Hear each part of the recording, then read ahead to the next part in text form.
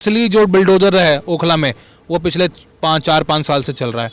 जो यहाँ के स्टे माफिया हैं, जो यहाँ के घरों में कंप्लेंट डालते हैं कोर्ट में और फिर उनके मकान तोड़वा देते हैं और फिर यहीं के नेता मिलकर उनका कॉम्प्रोमाइज़ कराते हैं और लाखों रुपए में 20 लाख 30 लाख रुपए में सेटलमेंट कराते हैं। और जो ये स्टे माफिया हैं जो घरों पे मकानों पे केस डालकर मकान तोड़वाते हैं, या तो वो 8 तारीख के बाद 24 घंटे के अंदर अंदर ओखला छोड़ के चले जाएं, नहीं तो 25वें घंटे में वो जेल की सलाखों के पीछे होंगे। हफ्ते के अंदर अंदर चुनाव के बाद जिनके मीटर बिजली के नहीं लग रहे हैं, जिनसे 1-1 लाख रुपए 1.5 लाख रुपए मांग कर मीटर लगाए जाते हैं, उनके घर आकर 1 हफ्ते के अंदर मीटर लगा के जाएंगे। अमानत की पूरी टीम ही ये कर रही है। अमानत का सिर्फ काम ही है। अमानत से पूछिए कि कहाँ से जो है इतना डेमोलेशन ओखला में हो रहा है। 1-1 लाख रुपए देकर यहाँ पे बिजली के कनेक्शन कराए जा रहे हैं। दिल्ली विधानसभा में सबसे ज्यादा हाईलाइट सीट यानी कि ओखला अब उस मुकाम पर जाके पहुंची है जहां पर लग रहा है कि बीजेपी कैंडिडेट इस बार बाजी मार सकते हैं।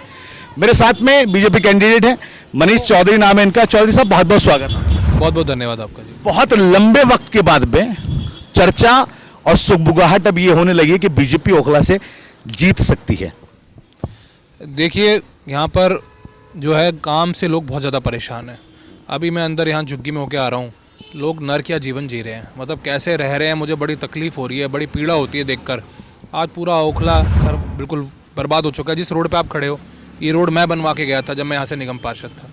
आप जो मेरी द्वारा जो चीज़ें बनवाई गई वो सब सारी चीज़ें बहुत अच्छी चल रही है, लेकिन जो यहाँ पर विधायक जी को काम करने थे, जो आम आदमी पार्टी को सरकार को काम करने थे, उन्होंने सब जो है सत्यानाश कर दिया। सड़कें खुदी हुई हैं, सीवर ओवरफ्लो कर रहा है, लाइनें ऐसे डाल रहे हैं सीवर की जो 2-3 महीने बाद ही ख़राब हो जा रही है। पानी है नहीं, पानी की लाइन बिछी नहीं है, बोर का पानी पी रहे हैं। ना कोई अच्छा स्कूल है, ना कोई अच्छा कॉलेज है, ना कोई अच्छा अस्पताल है। बहुत बुरी स्थिति है। चौधरी साहब, 3 कैंडिडेट आपके सामने ऐसे हैं जो मुस्लिम समाज से आते हैं और मुस्लिम बाहुल्य सीट है।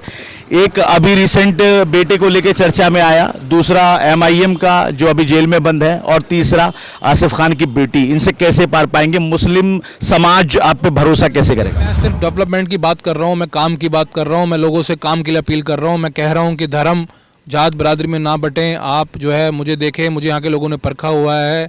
मैं हमेशा लोगों की मदद करने में जो है हमेशा मुझे लोग जानते हैं।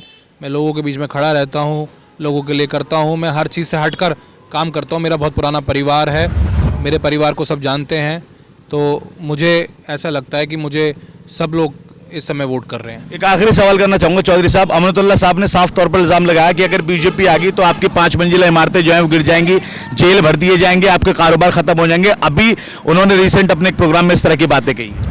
देखिए, मेरी जो धर्मपत्नी जहाँ से निगम पार्षद है, जसोला गांव में अच्छी खासी संख्या में हमारे मुस्लिम समाज रहता है। सेक्टर 7-8 पॉकेट 1, 2, 11-12 में मुस्लिम समाज रहता है। गफ़ार मंजिल पूरा मेरे वार्ड में है, जहाँ पर हम खड़े हैं, गफ़ार मंजिल मेरे वार्ड में आता है। एक व्यक्ति, ये चैलेंज करके कह रहा हूँ आपके चैनल के माध्यम से, एक व्यक्ति ये कह दे कि मनीष ने मेरा जो है कहीं एक ईंट का भी नुकसान किया है, कहीं एक दुकान भी बंद कराई है, तो जो है मैं यहीं जो है चुनाव मैदान से पीछे हट जाऊंगा। मैं एक और बात बताना चाहता हूँ, असली जो बिल्डोजर है ओखला में वो पिछले 5 साल से चल रहा है।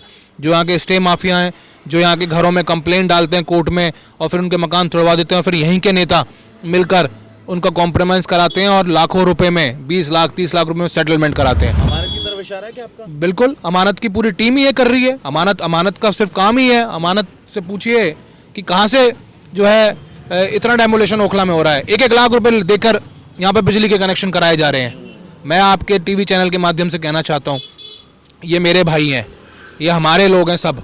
अगर इनको परेशान करा, 1 हफ्ते के अंदर अंदर चुनाव के बाद जिनके मीटर बिजली के नहीं लग रहे हैं, जिनसे 1-1 लाख रुपए 1.5 लाख रुपए मांग कर मीटर लगाए जाते हैं, उनके घर आकर 1 हफ्ते के अंदर मीटर लगा के जाएंगे।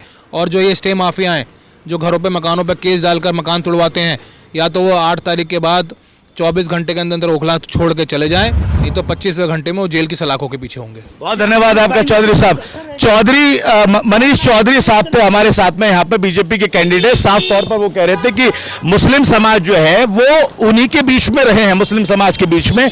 और इनकी जो वाइफ है जो निगम पार्षद, उन्होंने काम करवाया। साफ तौर पर कहा कि डर की राजनीति अब जो है बाकी पार्टियां कर रही हैं और मुस्लिम जहां पर जो इलाका है वो वहीं के रहने वाले हैं, किसी का नुकसान नहीं होगा। और साफ तौर पर एक भू माफिया का नाम उन्होंने लिया और अमानत पर इल्जाम लगाते हुए कहा, अमानतुल्लाह खान पर जो विधायक हैं, कि उनकी शह पर 1-1 लाख रुपए लेकर भू माफियाओं के साथ में प्लॉट मकान कब्जाए जा रहे हैं, उन पर गलत तरीके से कब्जा किया जा रहा है। तो अब ओखला की राजनीति लगातार गर्माती जा रही है। 3 मुस्लिमों के सामने मनीष चौधरी बीजेपी के कैंडिडेट सामने है। अब देखना होगा कि ओखला की जनता किसको जो है सर पर ताज पहनाती है और किसको करारी हार का सामना करना पड़ेगा। ओखला से नाव नोएडा के लिए अफी हिंदुस्तानी।